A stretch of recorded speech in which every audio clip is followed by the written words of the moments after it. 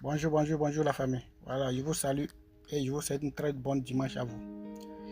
Voilà, je vois des comportements, comme des vidéos qui concernent la compétition des bovins au Togo, à Au Challenge. Voilà. Et puis notre candidat togolais qui a représenté le Togo.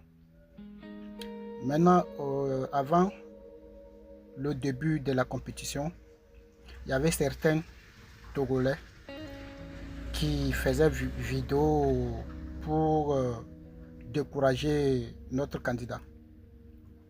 Même quand le candidat en question fait une vidéo et puis il publie ça, les gens donnent des mauvais commentaires dans sa propre vidéo en les dénigrant.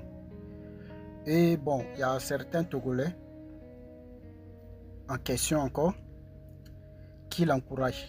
Il y a beaucoup qui l'encouragent, qui le soutiennent et qui fait tout pour que au moins le candidat soit au moins satisfait.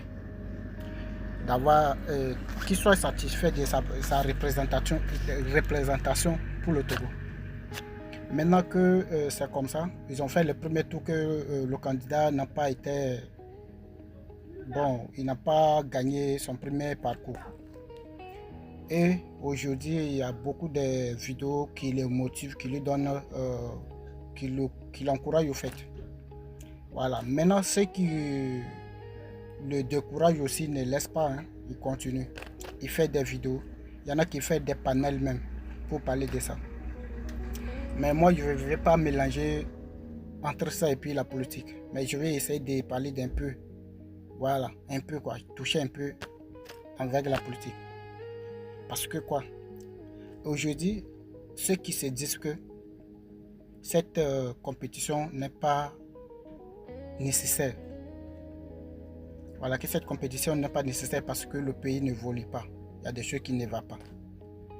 Mais je vais rappeler ces gens-là que Brachat n'a pas été une fois choisi pour être candidat présidentiel au Togo.